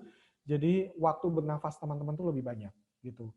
Bahkan dulu nih aku dulu di corporate tuh dulu bosku bilang gini, yakin lo mau pindah ke startup, lo kan di sini aja enak gitu, lo bisa pakai waktu lo untuk nulis, bikin buku gitu kan, bisa ngatur hal lain gitu selain kerjaan. Tapi kalau di startup nih, apalagi startupnya yang masih jalan 2 tahun 3 tahun teman-teman, mungkin hampir lebih dari 12 jam waktu teman-teman akan fokus ke kerjaan. Gitu. Ketika teman-teman aja udah nggak kerja aja harus standby dengan kerjaan. Jadi harus bagi fokus sih. Dan ketika move ke corporate lebih lega aja. Ya. Gitu. Berarti ngomongin soal kerjaan yang banyak tadi, ini bisa nyambung nih ke pertanyaan yang ini. Halo Mas, betul sekali memang tidak boleh mengatakan tidak, tapi karena jadi turun sebentar. Boleh sekali mengatakan tidak, tapi karena keseringan mengatakan tidak, keseringan mengatakan tidak, malah selalu dilimpahin kerjaan. Gimana ya tips and trick biar terlihat tidak menolak kerjaan, namun tetap sewajarnya? Oke. Kan kadang-kadang kalau sama bos tuh nggak boleh bilang tidak gitu ya, siap gitu, siap. Tapi kan akhirnya jadi ini ya bumerang buat kita dikasih kerjaan terus ya. Nah, tipsnya yang bisa saya bagi adalah gini teman-teman. Coba teman-teman kasih usul gitu ya. Kadang-kadang gini, kalau di bahasa penugasan kerja itu kalau kita dikasih kerjaan sama atasan, itu kan kadang-kadang kasih concern-nya teman-teman, kasih apa ya, misalkan bisa nggak? Saya bisa kok Pak jalanin ini gitu. Nah, tapi kalau boleh saya cerita Pak, sekarang tuh saya lagi handle A, B, C gitu. Saya bisa jalanin ini, tapi beberapa kekhawatiran saya atau concern saya itu satu, bisa jadi nih hasilnya nggak maksimal kalau saya paksain Pak, gitu ya. Yang kedua, kayaknya saya perlu dibantu deh Pak, sama orang lain nih yang lebih expert gitu. Atau mungkin teman-teman gini, kebetulan kan saya handle tiga hal ini Pak, kalau saya kerjakan ini berarti saya punya 4 fokus gitu. Nah, kebetulan nih teman saya nih sedang tidak banyak nih, kayaknya dia juga ahli nih Pak di bidang ini dan dia punya pengalaman yang sangat-sangat mirip dengan ini. Boleh nggak Pak kalau saya misalkan minta bantuan dia atau tugas ini dilimpahin ke dia gitu. Itu terkesannya nggak nolak, tapi diskusi gitu, ngajak diskusi Dan lagi memberikan gitu. solusi Oh juga gitu ya? ya. Betul, ngasih solusi juga gitu. Menurut Bapak gimana gitu. Gitu. Jadi kita tuh ada di tengah-tengah gitu, negotiate gitu di situ. Mungkin itu bisa Semoga dipakai menjawab teman-teman. ya. Semoga menjawab ya teman-teman. Nah, ini ada nih dari Calvin Putra Loka. Untuk organization structure, kalau bukan ditugaskan sesuai posisinya, misal orang IT, ditugaskan untuk langsung ke lapangan, berarti kan pekerjaan orang tersebut kurang maksimal karena bukan bidangnya. Apakah kegiatan itu menjadi suatu kewajiban atau hak dari orang tersebut, atau tergantung dengan company-nya? Jadi kalau terlalu jomplang, takutnya jadi nggak maksimal. Apakah itu sebuah kewajiban yang harus dilakukan? Gitu. Yes, sepakat banget teman-teman. Kalau misalkan nggak sesuai bidang, pasti nggak maksimal. Nah, tenang aja bahwa di startup itu, kita ngasih tugas ke teman-teman itu tidak tanpa, maksudnya bukan tanpa alasan ya, gitu. Biasanya kita udah kenal, karena saking kecilnya nih, gitu ya, karena orangnya kan belum segede banget, belum ribuan gitu, udah kenal bahwa orang ini tuh punya passion di mana, orang itu skillnya kayak gimana. Nah itu biasanya kita pertimbangin kok gitu. Misalkan oh alamatnya ada di mana. Jadi tidak semerta-merta bahwa ditugasin langsung melenceng jauh gitu, itu enggak juga gitu. Pun kalau memang kayak gitu, teman-teman itu bukan jadi apa ya, bukan jadi aktor utama. Biasanya tuh teman-teman itu diperbantukan. Jadi teman-teman nanti ada project manajernya yang memang akan ngelit teman-teman, akan ngasih guidance teman-teman gitu. Jadi teman-teman jangan khawatir kok. Gitu. Bukan teman-teman dilepas sendiri terus harus kayak babat alas sendiri, enggak juga gitu. Jadi biasanya kita cuma bala bantuan aja, bala tentara gitu. Kita bisa support apa gitu. Nah, oke, semoga menjawab ya. Dan ini ada lagi nih, halo Kak, kalau yang selalu kerja di korporasi, bagaimana caranya melalui atau menghadapi culture shock kalau pindah ke startup? Oke. Caranya gimana? Kalau aku dari pengalaman aku dulu ya, sebelumnya tuh aku udah, nih tips yang bisa dipakai. Ya. Sebelumnya aku dulu udah ngobrol sama temenku yang di startup, gitu. Gue cari tahu dulu, gitu. Dan alhamdulillah teman-teman sekarang kan udah ke expose banyak yang nulis dan teman-teman udah tahu. Tahu dulu yang penting. Yang kedua, teman-teman yakinkan diri teman-teman bahwa teman-teman tuh ready apa enggak gitu untuk masukin itu. Kalau teman-teman udah ready nih, udah terlanjur nyemplung dan udah nyemplung, udah jangan ragu, yakin gitu. Hajar bleh aja gitu. Karena once, ini aku jujur banget ya teman-teman ya, once aku pindah ke startup, aku dulu itu aku bilang gini, gue siap kok dipecat kapan aja. Ya.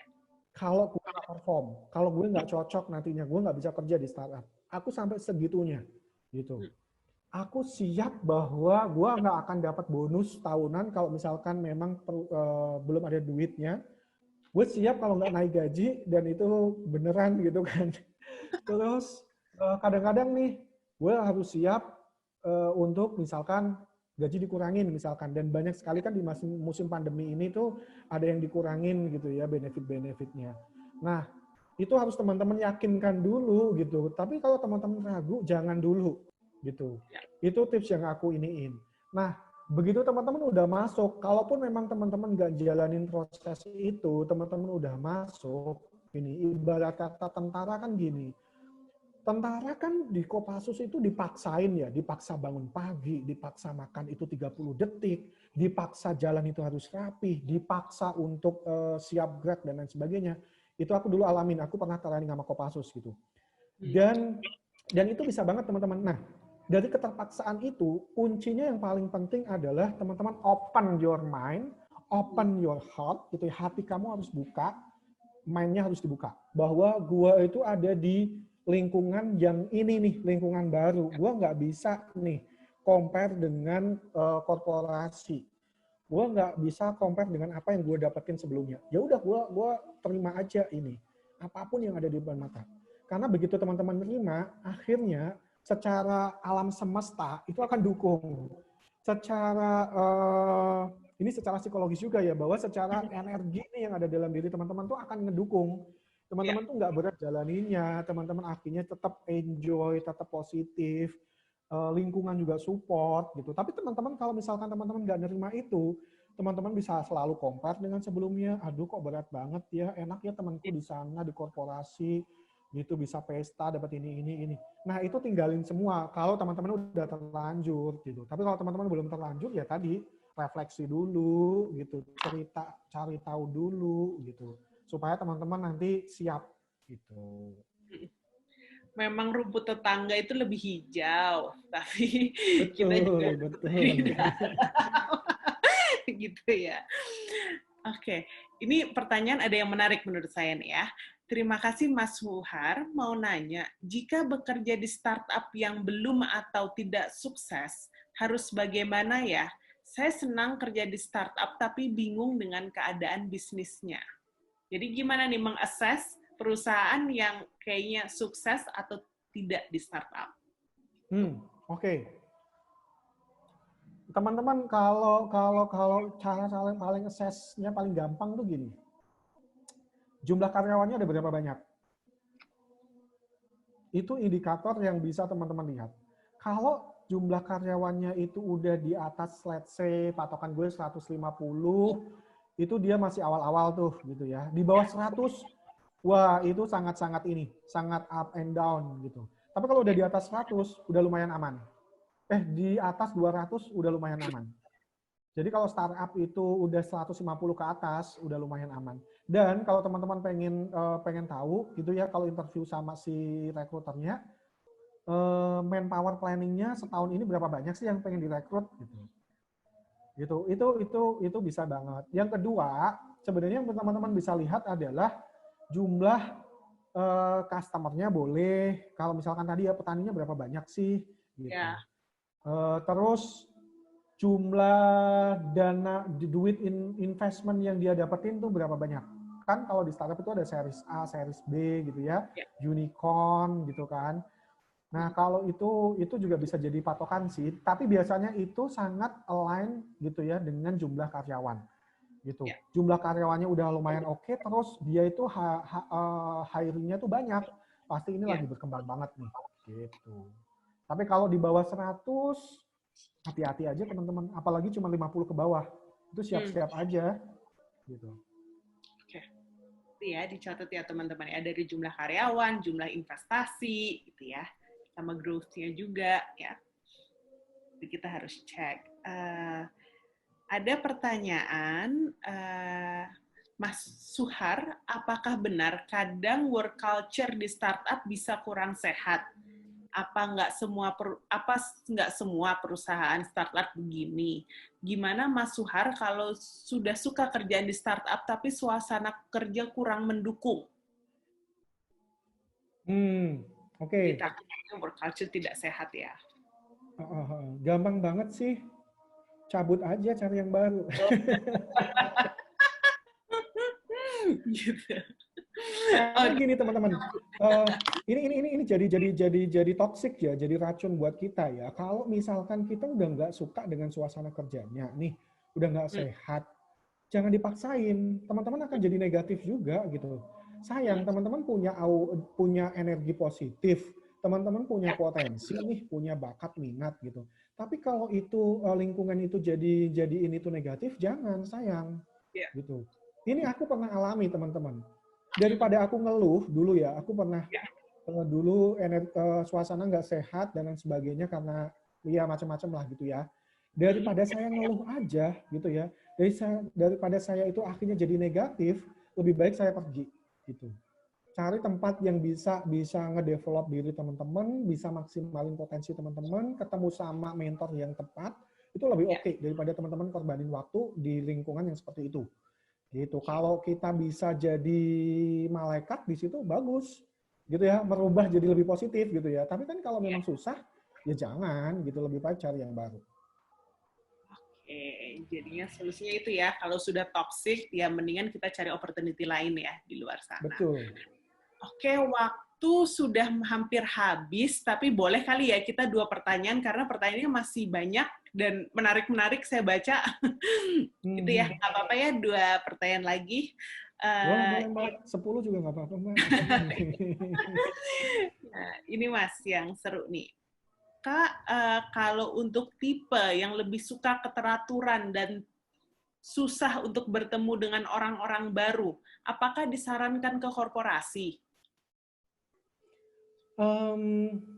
Enggak juga sih, teman-teman. Karena kan gini, kalau kita ngomongin kepribadian, itu kan sebenarnya semua orang tuh punya kecenderungan yang sama.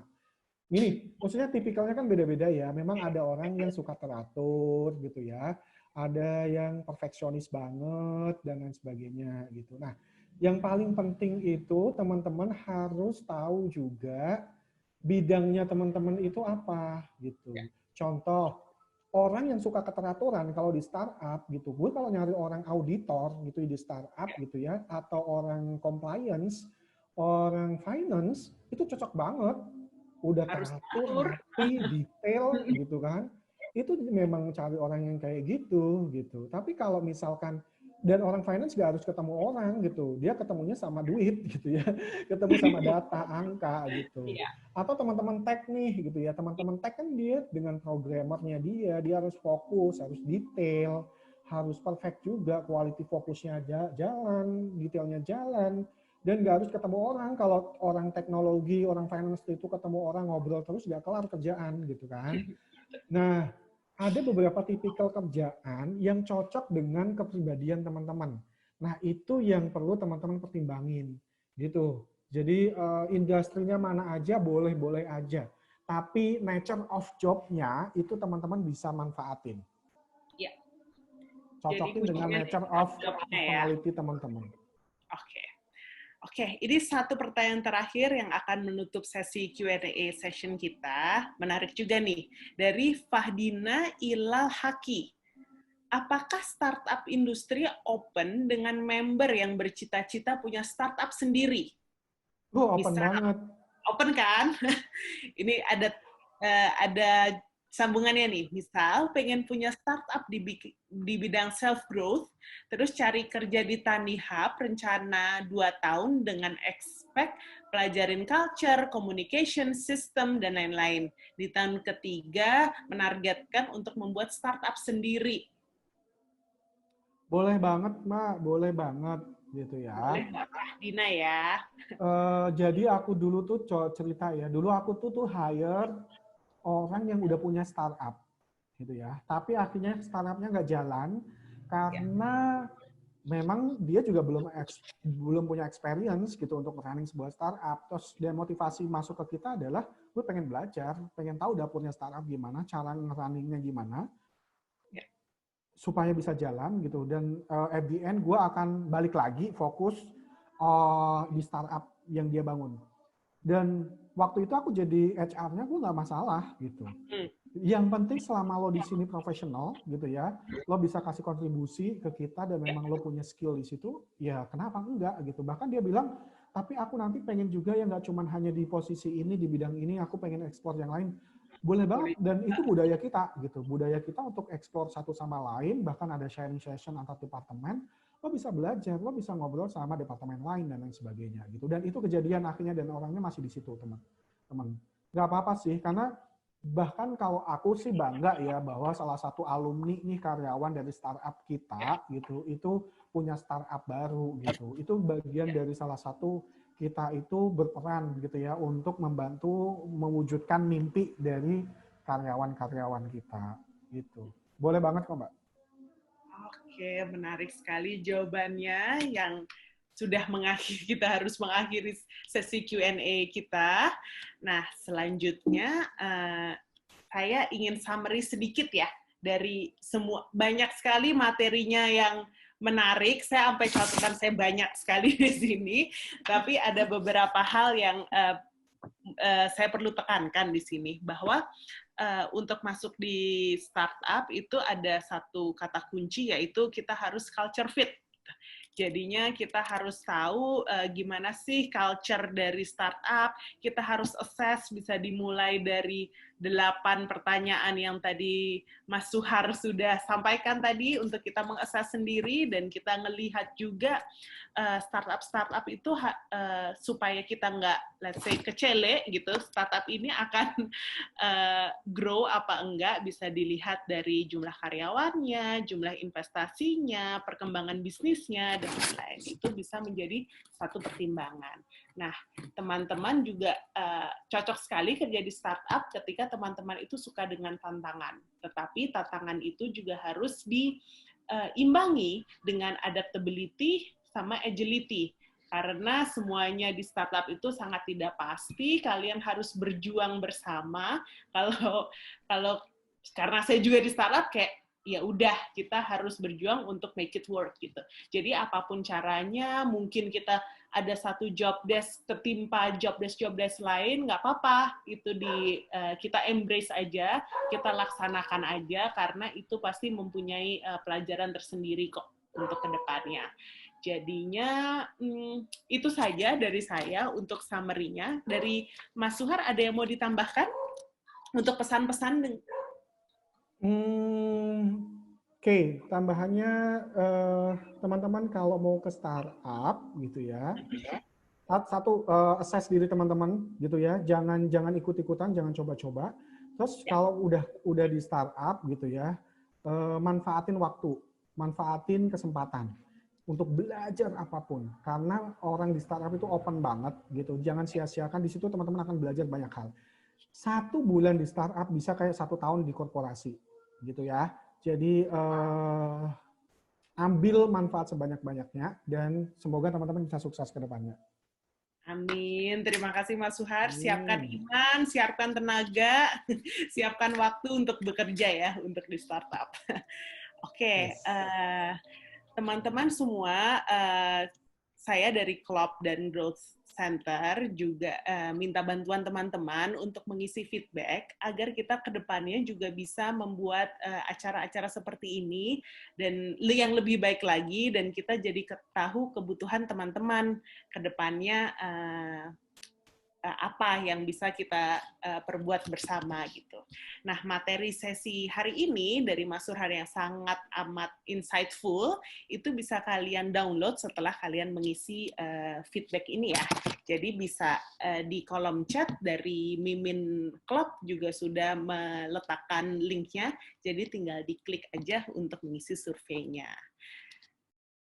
Sambil teman-teman mengisi survei, saya ingin mengucapkan terima kasih kepada sponsor utama kita dari Tanoto Foundation dan Pegadaian, dan media partner kita, Kompas.com dan Kompas ID sebagai bagian dari Kompas Gramedia, dan semua pihak yang telah mendukung terselenggaranya Ready Set Rise ini, tidak terkecuali Body Shop yang telah mendukung untuk sesi webinar ini.